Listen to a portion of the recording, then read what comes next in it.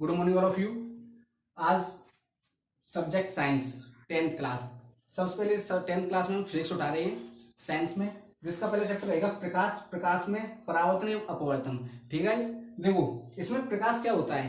प्रकाश ऊर्जा का वह रूप है जो हमारी आंख में दृष्टि की संवेदना उत्पन्न करती है, जिसके कारण हमें वस्तुएं स्पष्ट दिखाई देती हैं, परंतु प्रकाश स्वयं दिखाई नहीं देता है। वस्तु को देखने के लिए प्रकाश के साथ साथ स्वस्थ आंख का होना भी आवश्यक है। देखो प्रकाश ऊर्जा का रूप है। प्रकाश एक तरह की ऊर्जा है, ये तो पता ही है ना, जो हमारी आंख में दृष्टि की संवेदना उत्पन्न करता है। देखो हमें गैस कोई हमें क्या देखनी है, कोई वस्तु देखनी है, ठीक है। वस्तु को देखने के लिए हमें एक प्रकाश की आवश्यकता होती है। जैसे हम अंधेरे कमरे में एंट्री करें, मतलब प्रवेश करें, तो हमें वस्तु स्पष्ट दिखाई देगी, हमें स्पष्ट का कुछ भी दिखाई नहीं देगा। लेकिन जैसे ही हम अब उसमें प्रकाश उत्पन्न कर दें तो क्या होगा, प्रकाश वस्तु पर जाएगा, वहां से परावर्तित होकर हमारी आंखों में आएगा और जिससे हमें वस्तुएं स्पष्ट दिखाई देगी। ऐसी प्रकाश ऊर्जा का रूप है जो हमारी आंख में दृष्टि की संवेदना उत्पन्न करता है, ठीक है, जिसके कारण हमें वस्तुएं स्पष्ट दिखाई देती हैं। जैसे मैंने आपको बताया ना, जैसे हम अंधेरे कमरे में एंट्री करते हैं, प्रवेश करते हैं, तो वहां से जैसे हमें वस्तु दिखाई नहीं देगी। जैसे हमने बल्ब या विद्युत बल्ब या मोमबत्ती कुछ भी हमने प्रकाशित कर दिया वो कमरे को, ठीक है, तो वहां से वस्तुएं परावर्तित होकर हमारी आंखों में आएंगी और जिससे हमें वस्तुएं स्पष्ट दिखाई देगी। लेकिन देखा होगा वस्तुएं तो स्पष्ट दिखाई देती हैं, परंतु प्रकाश स्वयं दिखाई नहीं देता। ठीक है, अब बात करते हैं हमें प्रकाश, हमें वस्तु को देखने के लिए क्या प्रकाश ही काफी है? प्रकाश तो काफी नहीं है। और मान लो प्रकाश है और कोई दृष्टिहीन व्यक्ति है, उसको कुछ वस्तु दिखाई देगी नहीं देगी, तो हम यहाँ पर कह सकते हैं कि प्रकाश वस्तु को देखने के लिए प्रकाश के साथ साथ स्वस्थ आंख का भी होना आवश्यक है। आंख नहीं, यहाँ पर स्वस्थ आंख कहेंगे, क्योंकि जो दृष्टिहीन होता है आंख तो उसके पास भी होती है, पर स्वस्थ आंख होनी चाहिए उसके पास, तभी हमें वस्तुएं स्पष्ट दिखाई देंगी। तो यहाँ पर हम देखते हैं क्या क्या होना चाहिए। तो प्रकाश होना चाहिए हम वस्तु को स्पष्ट देखने के लिए, और दूसरा क्या होना चाहिए, स्वस्थ आंख होनी चाहिए। ठीक है, अब बात करते हैं हम प्रकाश के स्रोत, मतलब हम प्रकाश कहाँ कहाँ से प्राप्त होता है।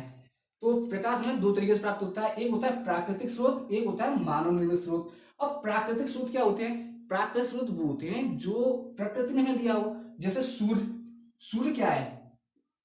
प्राकृतिक स्रोत है। सूर्य से भाई प्रकाश आता है नहीं आता है? तारे हैं, तारों में क्या है, प्राकृतिक स्रोत है।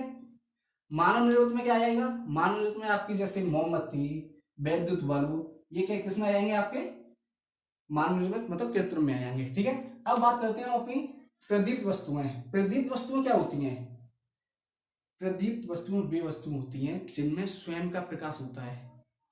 कौन सी? प्रदीप्त वस्तुएं वे वस्तुएं होती हैं जिनमें स्वयं का प्रकाश होता है, जैसे सूर्य, तारे, इनमें स्वयं का प्रकाश होता है, प्रदीप्त वस्तु कहलाएंगी। अब आपके माइंड में आ रहा होगा वैद्युत बल्ब, वैद्युत बल्ब भी इसका ही है, वैद्युत बल्ब। अब बात करते हैं प्रदीप्त वस्तुओं के एग्जाम्पल दो टाइप के होते हैं, एक होता है प्राकृतिक, एक होता है मानव निर्मित। अब इसमें प्रदीप्त वस्तुओं में कौन सा आएगा? प्राकृतिक में क्या आएगा? प्राकृतिक में आपका आएगा सूर्य, तारे। ठीक है, अब मानव निर्मित में आपका आंसर हो जाएगा, इसमें एग्जाम्पल हो जाएगा वैद्युत बल्ब, क्योंकि इसे इंसान ने बनाया है। ठीक है ना। अब प्रदीप्त वस्तुएं क्या होती हैं? अप्रदीप्त वस्तुएं वे वस्तुएं होती हैं जिनमें स्वयं का प्रकाश नहीं होता है, लेकिन प्रदीप्त वस्तुएं का प्रकाश पड़ने से उनमें चमक, उनमें प्रकाशित हो जाती हैं। वो कौन सी कहलाती हैं? अप्रदीप्त वस्तुएं कहलाती हैं। जैसे ये इसमें भी दो टाइप के एग्जाम्पल होते हैं आपके, एक होता है प्राकृतिक स्रोत, एक होता है मानव स्रोत। अब इसमें प्राकृतिक स्रोत की बात करें तो प्राकृतिक स्रोत में पता कौन सा आएगा? इसमें आएगा पर चंद्रमा। कौन सा आएगा? चंद्रमा, क्योंकि चंद्रमा में स्वयं का प्रकाश नहीं होता। वो कैसे चमकता है, कैसे में दिखाई देता है? सूर्य का प्रकाश जब इस पर पड़ता है तो ये में दिखाई देता है। अब मानव निर्मित में बात करें तो आपकी मेज हो जाएगी, दीवार हो जाएगी, आपने देखा होगा बहुत सारी चमकती है ना, उनमें कैसे कुछ लगा दो, कुछ भी हो जाए XYZ, तो वो हमें दिखाई देती है। ये किसमें हो जाएगा? आपका अप्रदीप्त वस्तुओं में हो जाएगा। गाइस हमने देखा प्रकाश के स्रोत, प्रकाश स्रोत दो प्रकार होते हैं, प्राकृतिक स्रोत, मानव निर्मित स्रोत।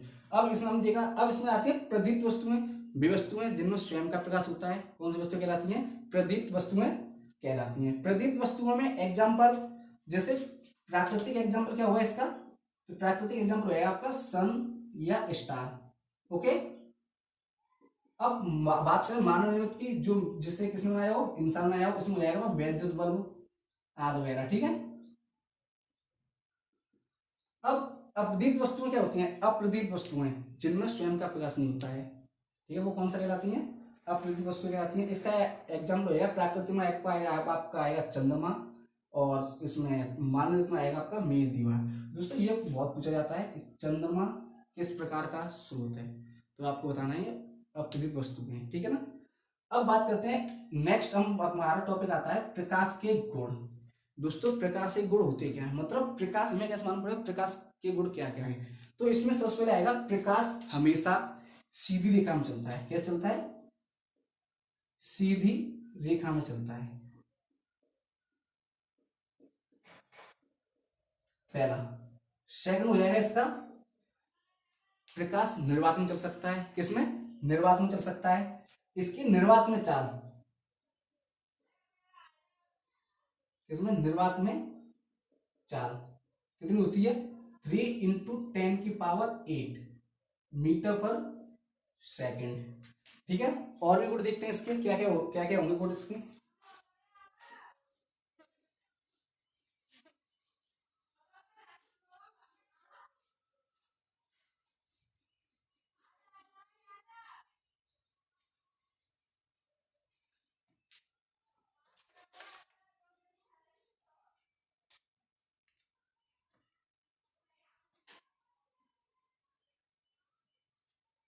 अगला हो जाएगा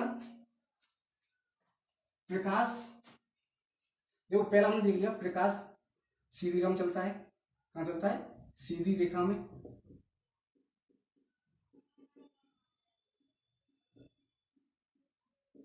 दूसरा निर्वात में चाल कितनी होती है इसकी?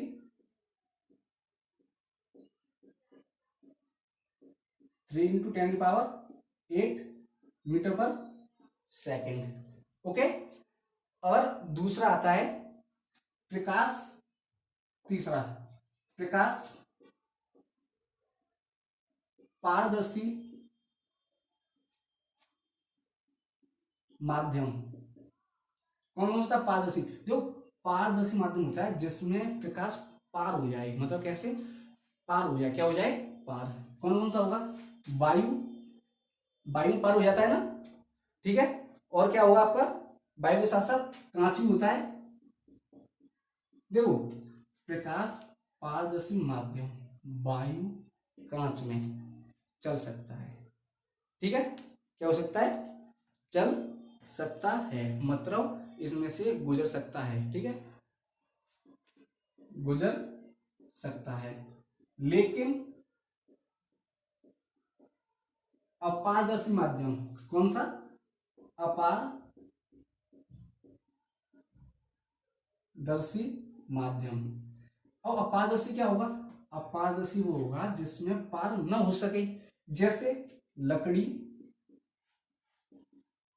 दीवार, इनमें से पार हो जाएगा क्या? प्रकाश नहीं होगा, इनमें से नहीं गुजर सकता, ठीक है, इनमें से नहीं गुजर सकता। ये हो गया इसका तीसरा गुण। क्या गुण है इसका? प्रकाश पारदर्शी माध्यम, वायु कांच में से तो गुजर सकता है, लेकिन अपारदर्शी माध्यम लकड़ी दीवार में से नहीं गुजर सकता है। देखो चौथा इसका क्या होगा? प्रकाश चमकदार तल, चमकदार तल से, चमकदार तल से लौटने की प्रक्रिया को टकरा कर लौटने की प्रक्रिया को प्रकाश का परावर्तन कहते हैं। प्रकाश का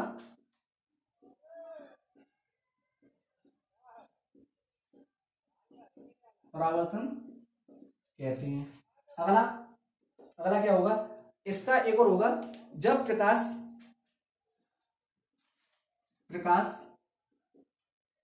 एक माध्यम से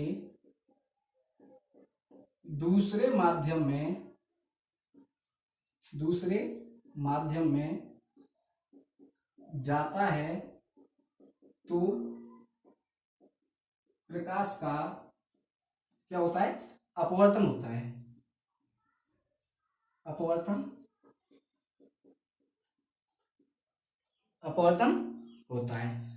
देखो नंबर एक, सीधे काम चलता है प्रकाश, निर्वात में चल सकता है जिसमें 4 गतिविधि होती है, 3 × 10⁻⁸ प्रकाश पारदर्शी माध्यम वायु कांच में से गुजर सकता है, लेकिन अपारदर्शी माध्यम जैसे वायु, जैसे हमारी दीवार है, लकड़ी है, इनमें से नहीं गुजर सकता। ठीक है, अगला होगा प्रकाश चमकदार तल से लौटने की प्रक्रिया क्या कहते हैं, हम क्या कहते हैं, प्रकाश का परावर्तन कहते हैं। अगर होगा प्रकाश एक माध्यम से दूसरे माध्यम में जाता है तो प्रकाश का अपवर्तन होता है। लास्ट देखते हैं इसके गुण, प्रकाश की तरंग दैर्ध्य, प्रकाश की तरंग दैर्ध्य 3900 एंगस्ट्रॉम से 7800 एंगस्ट्रॉम तक होती है।